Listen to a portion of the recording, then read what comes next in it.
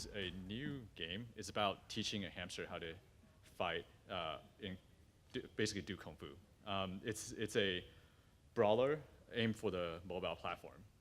So I'm gonna take you guys through some of the development processes and just what kind of struggles we faced and what we encountered and what we learned from it and whatnot. So it's really going to be a development-centric talk. It's not going to be about, oh, this game's super successful or whatnot, or we failed spectacularly. That is yet to be determined, but it's really more centered about development process and some of the struggles we face, and hopefully that will be useful. Yeah, so primarily, that is a game that people seem to know us more for. It's about airship blowing other airships out of the sky. A few of you guys might have seen this other game that we made, which is about these little creatures traveling through the forest and saving it. But really, today is more about hamsters. And how the heck do we come up with that idea? In part is because Guns of Icarus is a larger scope game. It's a game that we made over the course of multiple years. It's an online multiplayer game. So because we had to maintain an online community, we had to update the game constantly and expand it and whatnot. At some point, we get burned out too. And so how we deal with burnout is that we will game jam ourselves. We're a team about 9, 10 people. And so when we do, we'll usually break ourselves up into smaller teams of 2 and 3. And we'll actually just block out, say, 2 or 3 days and just work on a game idea on our own. And this is actually one of the ideas that we came up with. And it really just started as this, like you guys done game jams, I'm sure, but it started with this cool pie in the sky thing where we're like, hey, it would be cool if we take the gestural input of tablet and take some of the brawling experiences from console and PC and see if we can mash it well with gestural input. So people can just go to town on the tablet. And that's kind of how we started. So you take some of these really cool brawling experiences, like Fist of the North Star, Dynasty Warriors, Arkham, or even going far as back as Punch-Out, try to explore these mechanics and see what we can do on a completely different platform with a vastly different input scheme. So we also looked at the space, just basically brawler and fighting games on mobile. You have something as, I guess call it casual, but frantic as say Zombieville. I mean, Zombieville is, I don't know if you guys played it, but it's part brawly because you have melee weapons and whatnot, but it's part shooting. You have different guns that you can take zombies' head off and whatnot. And there's a lot of interesting things that went on with that game that I'll explain later. But on the other end of the spectrum, you have something like Infinity Blade, which is super hardcore, very reactive. Everything is about timing. It's about reacting to the enemy. If you miss it, you get punished severely. And there are rare moments of payoff, but they usually come when you have to do a sequence of hardcore, reactive, timing-based inputs. So we thought that it would be pretty cool if we can do something in between, where we balance between the reactive timing elements of this type of mechanics with something more rhythmic, something where you can actually mash and to preserve that beat 'em up feel on console. And we wanted to just leverage the gestural input on the tablets and on your phone, so thereby ditching virtual D-pad, which a lot of people hate anyway. And we thought that, hey, usually with beat 'em ups and brawlers, they get bloodier and bloodier and bloodier, like blood's spouting out everywhere, as in this picture. So we thought that, hey, we always take ourselves really, really seriously, and we thought that we kind of got tired of it, so we wanted to do something totally different. So how do we get here? We're originally looking for just a different type of hero and anti-hero, not your typical humanoid. thing. We started with humanoid, but we just thought that, that's just, too, it's too literal. So we wanted to do something more whimsical. And we thought, all these cute little creatures, which one can fight? Hamsters can fight, right? So it really is, the development process at the start, it really is kind of like that. So yeah. And so we actually concepted different archetypes of what a fighting hamster would look like. And this is like what we come up with conceptually originally, and it kind of ran the gamut. But the problem that we ran into very early on is that if we just have this, heroic badass, it feels boring. It feels really cliche, and we got tired of it pretty quickly. So we started looking at what makes a character compelling, and what we realized is that usually these compelling characters, whether it be in film, books, or games, in different narrative-oriented or adventure-oriented games, they have vulnerabilities. They have moments where you feel they feel vulnerable, and there are weaknesses. So we thought that, hey, what if we marry the vulnerability of a hamster versus the badassness of Bruce Lee, and that's how we got to this point. And then what if we teach it how to fight? And so the mashup became this. Hopefully, it will translate into a vulnerable hero, where there are moments where you'll feel really powerful in the game. You can unleash these crazy combos, these crazy counterattacks, and just mash the enemies to pieces. But there are also like moments where even reinforcing combat mechanic, where the hamster might be scared, and then that creates a different passive state effect that you have to deal with, and hopefully you get some just cuteness out of it as well. As far as environment, once again, with Guns of Icarus, it's a really large scope game. We've always taken ourselves really seriously. It's set in a post-apocalyptic landscape. Everything is desolate and whatnot. With this game, we wanted to do something really different. So we wanted to go in a more stylized direction, to have saturated colors, really big contrasts, and use the environment to signal different, to basically convey different emotions such as danger and whatnot. But Hamsterdam, it's there's got to be a dash of tongue-in-cheek and self-deprecating humor. So it's in a way a parody of Hamsterdam. So for example, this is a red light district. So instead of what people usually do in red light districts, we'll have, say, hamsters running on hamster wheels and whatnot. And yeah, we just thought it would be fun to actually do a parody for a change, right? Whether it's perpetuated by Pulp Fiction, or I don't know how widespread it is, but some people have this typical impression of what Hamsterdam is. Like, oh, there's a lot of crime, there's people use drugs all the time and whatnot. But it's actually one of the cleanest, safest city in the world. And we just thought, hey, it would be funny to make fun of that. And how many of you guys have seen The Wire? No one? One person? Okay, well, anyways, we're huge Wire fans.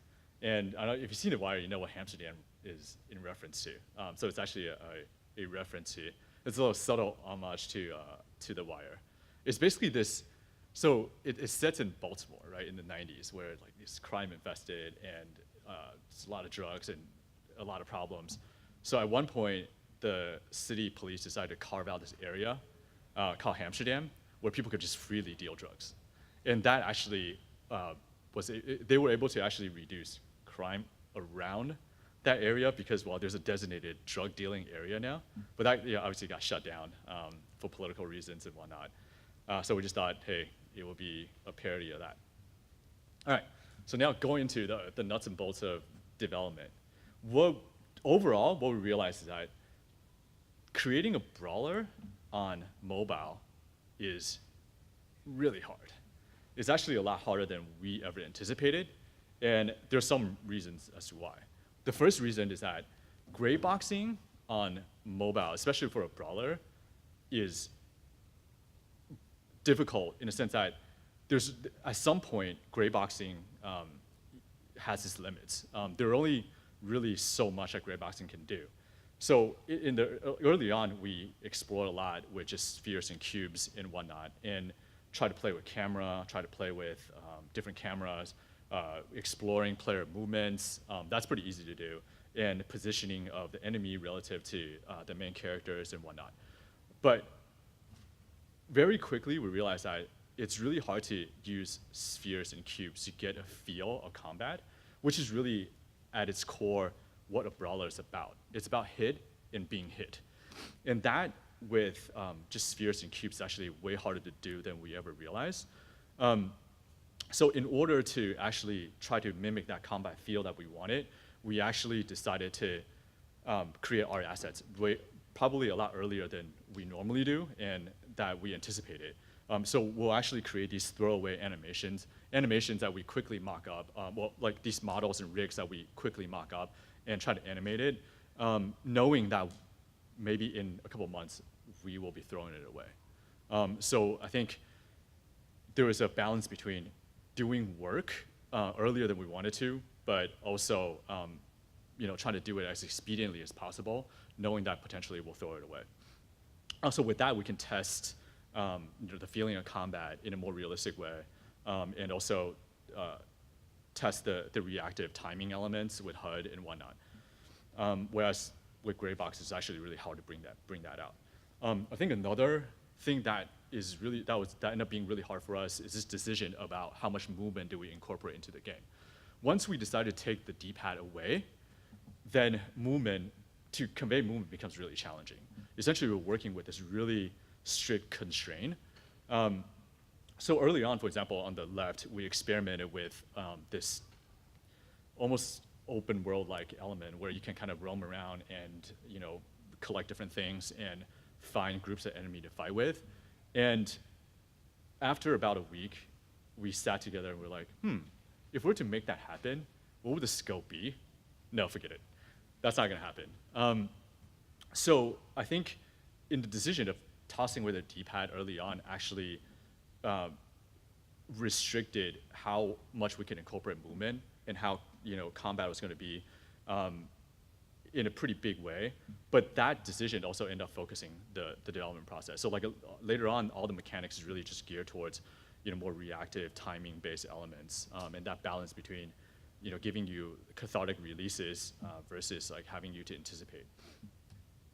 And okay, flow is I think for brawlers paramount. So like, how do we experiment with flow? How do we get to flow and to establish rhythm?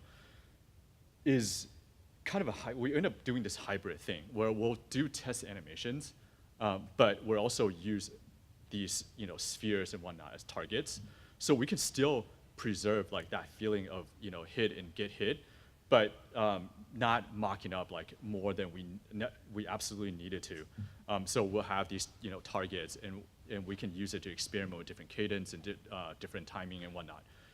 Earlier on though, we did kind of went rampant, right? We're like, oh, hamsters fighting, that's so cool. We'll just make these animations that look as cool as possible.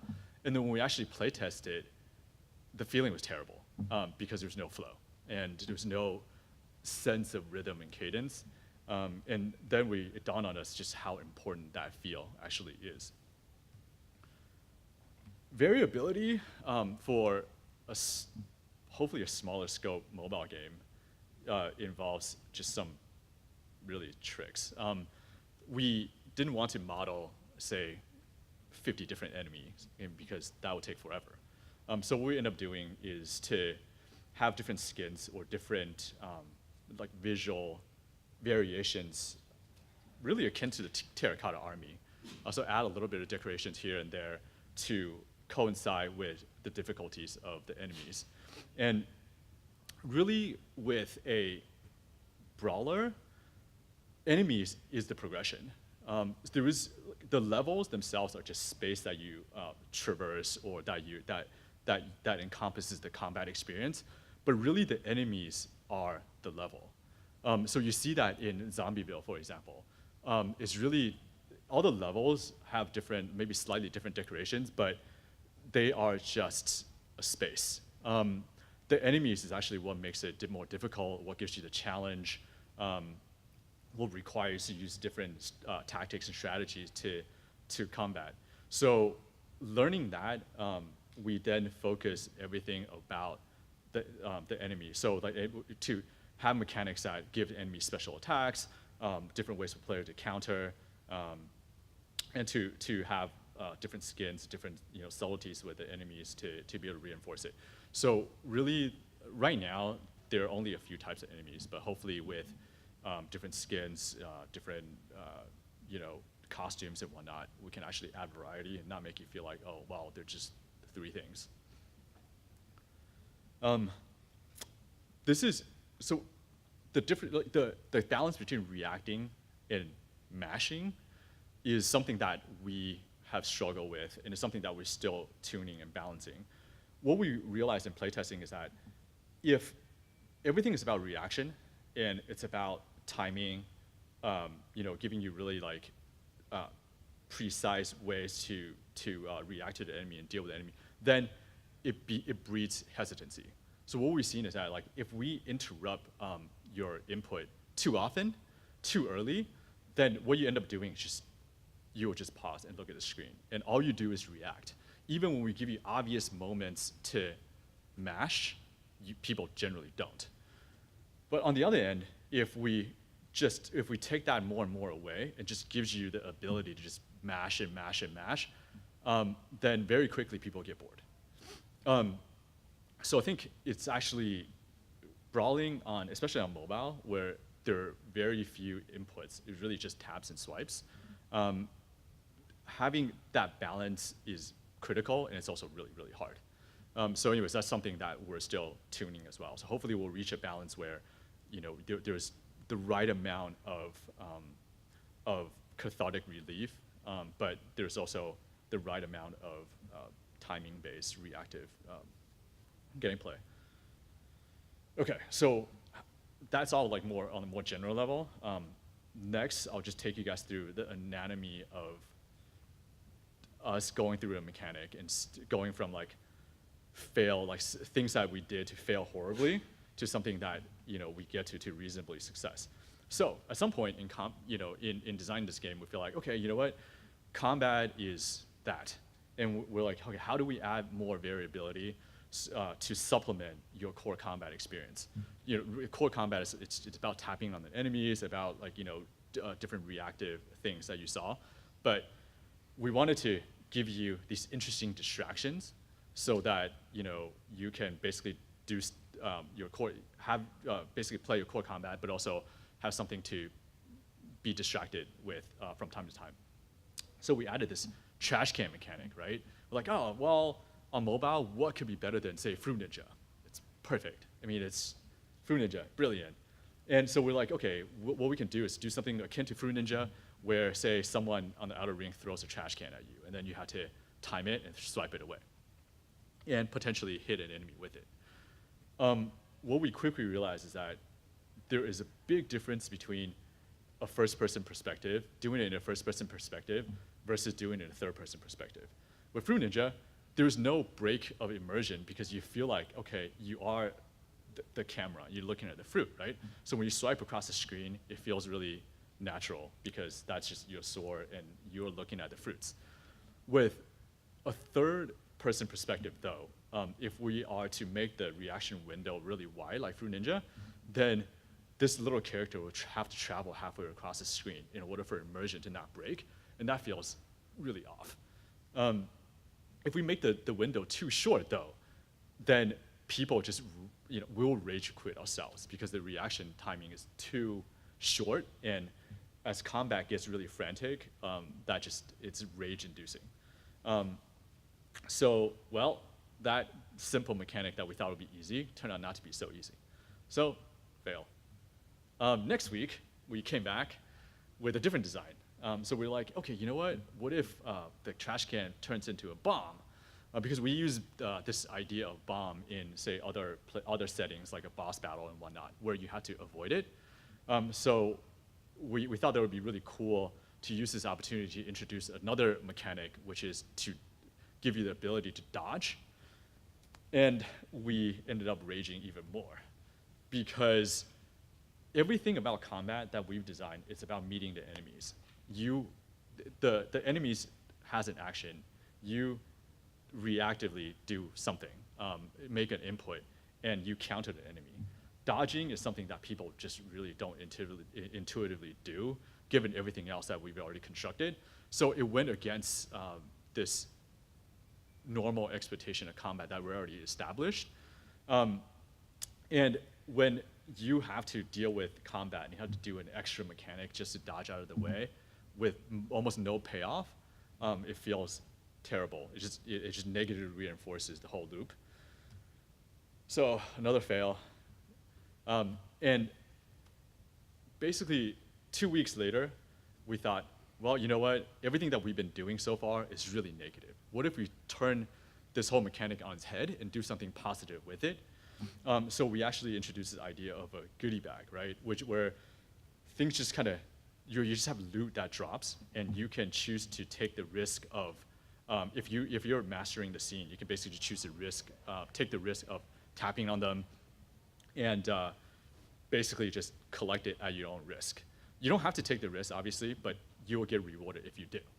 And that in testing, that turned out to be pretty good. It felt way better because the risks became optional, and it retains immersion as it turned out, because tapping on a bonus thing, especially in mobile, just feels more intuitive. It's something a paradigm that's already been established. It's a positive reinforcement instead of something totally negative. So that ended up being successful.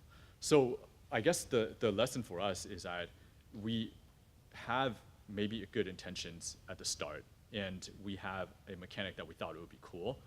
But along the way, as we implement it, there are a lot of things that won't go our way. It won't go towards to what we expected it to do. So a lot of it is just really quickly throw away ideas that didn't work and problem solve. So, which brings to really a final, like, overarching lesson for us anyway, is to be able to prototype really quickly. Like, we came from a bigger project, and the project did well. But prototyping is usually really time consuming. To prototype an airship is basically creating a whole level, and it could take us weeks to design, to mock up, to balance against everything that we already have, and to then do an R pass on it to actually make that happen. So the whole process could take us a month. We learned from that, and we feel like, okay, for a smaller scale mobile project especially, we really wanted to make sure that our prototyping is as fast as we can. So we end up going from, say, monthly builds down to weekly builds, and to be able to really quickly try out mechanics and be willing to throw it away. I think in guns, there are maybe like over 1 million people that have played the game, and we get bombarded with people telling us how we suck every day, which is great because you have external feedback, and you have constant external feedback, which is good because the feedback basically finds you. Whereas in prototyping, something totally new that really we just started showing this month, a lot of it's really just one-off testing. It's really like ourselves doing a lot of the early testing.